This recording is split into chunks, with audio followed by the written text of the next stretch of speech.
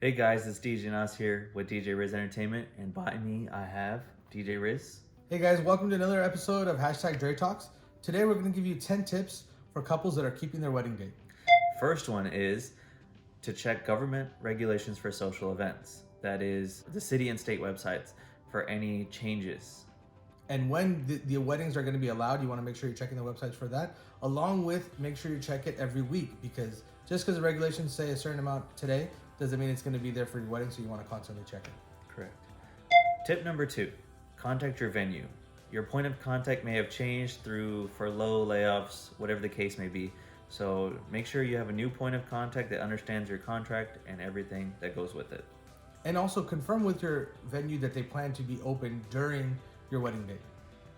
And you should communicate with them any changes to the guest count, or from their end too, if they have any guest count restrictions, timing restrictions for setup, breakdown in the actual event, as well as will hotel rooms still be available.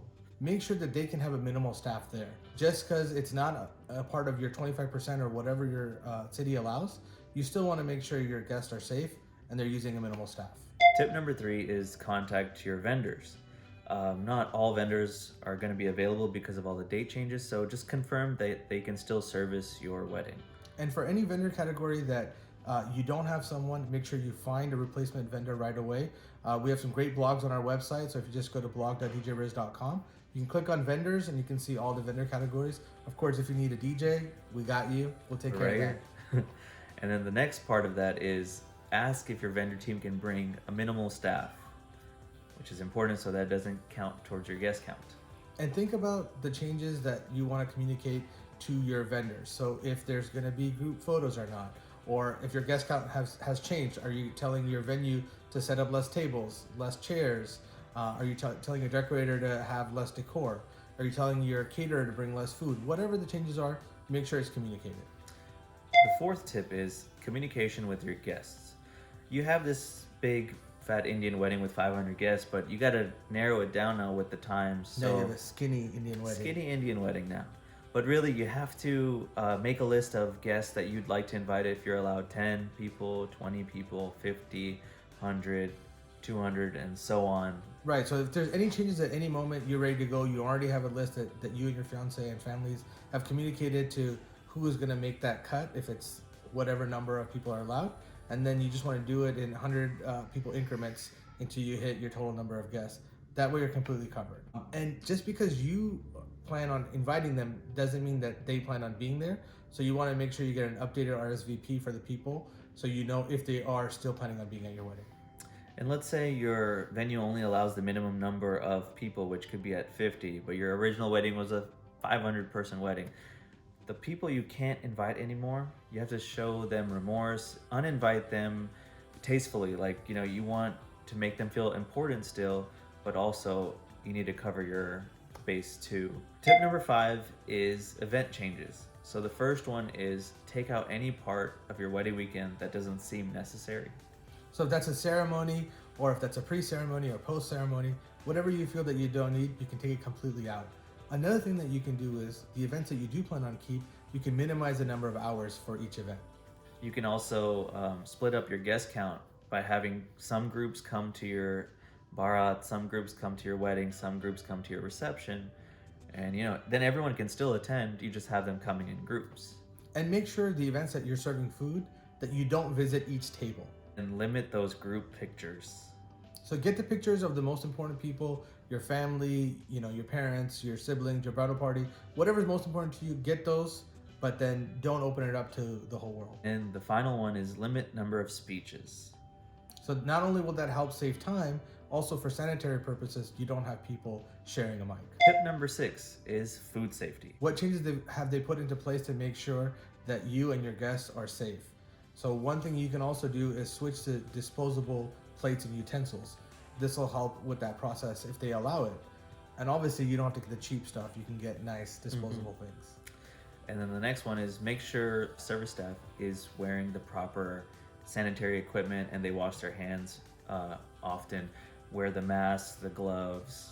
So people that are serving you at the buffet, if they're wearing gloves and a mask, it's better for you. Also, if you get rid of the buffet altogether and you just go to a plated dinner, which is perfect because that reminds Nas of the Mulu weddings he loves doing, that'll help as well. So a plated dinner will take care of that. Tip number 7 is include guests that aren't able to attend. You can do this by having a live stream, sending them the link and they can watch. Yeah, and you can live stream on multiple platforms, and then you could also live stream as many or as minimal events that you want. So maybe it's just the wedding, or it is the sangeet and the barat and the wedding and the reception. Whatever parts you want to live stream, you can do that, and this way you can include the guests that you wanted to be there but weren't able to physically attend. The next part is the use of hashtags. It's important. We're in 2020. Some people can't attend your wedding, but people that do attend, let them use the hashtag so you can share the hashtag and they can see all those great memories. This is for the very special close family members. Maybe your grandparents can't make it to the wedding, so call them right before you're getting married, or video chat with them right before you're getting married. So let them know you're thinking about them and you love them and you appreciate them and you miss them, and then go on to the event. And there's another example, like what if I have an elder that doesn't have the use of social media, right? So you can have one person assigned to just go ahead and send them the pictures and videos throughout the weekend so they can live it with you, Yeah, they can follow along the whole process of seeing that connection to everything that's happening. So that one person could be assigned to a family or just a single person, or they can in fact go over to that family member's house and show them exactly what's going on. The next one is create a Instagram account, a joint wedding Instagram account, and maybe let your bridal party or cousins or siblings have the login and just constantly post pictures and videos, stories and everything. And not only that, you make that private so that you can share stories or share those pictures directly with just the people you really care about, your friends that are there on it. And so you can also do this on Facebook, right, for the Correct. family. Yep. So you can create a Facebook group, and then you can have that also closed, and you can have just your family members on it. Or if you have family members that are on both platforms, you can put them on whichever platform you want to put them on. Correct. And then just going back to the elders of the families, they don't have the social medias, and sometimes maybe you can't share the photos with them personally. So Right. create that WhatsApp group that they love being on. They love WhatsApp. I think they figured out that like how to cure Corona on WhatsApp. Yeah. It's like probably healthy and do or something. Yes. I don't know what it is, but they love WhatsApp. They're on it. Set up a group. I know Naz is big on GroupMe or iMessage or whatever chat you want that your family's on. Put it on, and then it's an internal private group, and then it's just them that you're constantly sharing. Yeah. Yeah. And then the final part of this is people who have an iPhone. You can create a iCloud shared album. So, I can easily just add your email address, and then you can see all the pictures and videos right away. So there's plenty of ways to stay connected. Tip number 8, sanitary precautions. The first one is make sure each guest as they enter has a mask at hand and they actually wear the mask. And then what you can do is in all common areas, you can keep big bottles of sanitizers. So as people are walking through, they can easily keep their hands clean. Yeah. And as well as the big hand sanitizer, you can keep the smaller ones as like a party favor on the tables, so they can use it whenever they need to.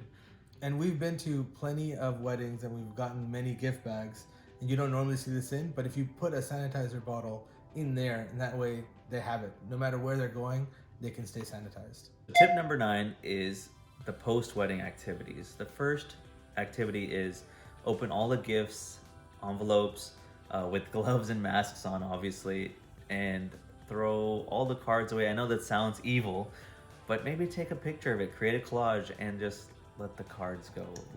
That's a great point. I didn't think about that. So, people that are emotionally attached to those cards, take pictures or take a quick video of it, and then you can get rid of it physically, but you always have it because you have that photo or video of it. Yep. So definitely something to do. And then for all the people that are getting checks, you can scan it. Yeah, you can scan it, and then you can upload it to your bank, because most banks are doing that now. Yep. And then Nas brought up a good point. So if you get cash, get that cash to a bank as soon as you can out of your hands, because cash is great, but cash is dirty. So you want to get it into an account and away from you right away. Right. And this is a bummer, but postpone your honeymoon. right now you don't know how the world is working, and you don't want to go somewhere where you can't enjoy it. So just postpone it, feel it out. When the time is right, go celebrate for like 2 weeks if you have to. But Do you remember when Zika was their biggest problem? I know. That seems like forever ago, but that seemed like such a big hindrance, and Yeah. now you can't even leave your house. So also thank you cards. Mhm. So a lot of people like to handwrite thank you cards and send them out, and obviously we love receiving them. But this is not the time to do that. So Right. you want to electronically send those thank you cards to your guests, your vendors, whoever you want that has helped make your wedding great. Tip number 10, and most important of all, be ready to celebrate your weekend. That is, I mean, all things considered, it's still your wedding. Be ready, be excited, and just be full of life. Enjoy the weekend. Yeah, and you want to make sure that you stay happy. You want to make sure your significant other, your fiance, stays happy. Your family stay happy. Make sure people are staying positive and happy and excited for your wedding. And the final part of this is maybe take advantage of this. Do a fun photo shoot that explains this whole time in your life, because 30 years down the road, when someone opens up your album, they're gonna wonder why you're wearing a mask with a suit on and stuff like that. Do a fun photo shoot. Put some gloves on with your bangles, and then guys put the mask on. Get suited up, and then you're wearing a mask and gloves and Yeah. whatever protective gear you want. Yeah. And you can make it a lot of fun, and you can actually they have all these masks that have pictures on it. Or graphics on it, and you can get colors to match your outfits. Yeah. It could be super cute. I know it sucks that we're going through this, but it'd just be something that shows that you're basically saying, you know what, I don't care. We're gonna celebrate, we're gonna have a good time, and that's what it's all about. All right, guys, that was 10 tips for couples that are keeping their wedding day. Number 1 is check government regulations for social events. Number 2 is contact your venue. Number 3 is contact vendors. Number 4 is communicate with your guests. Number 5 is event changes. Number 6 is food safety. Number 7 is include guests that aren't able to attend your wedding. Number 8 is sanitary precautions. And number 9 is post-wedding activities. Number 10 is stay happy and be ready to celebrate, because it's your wedding day. Ladies and gentlemen, this is DJ Nas. I'm DJ Riz. You're at #Dre Talks. Hope you guys enjoyed, and we'll see you again next time. Bye. See you guys.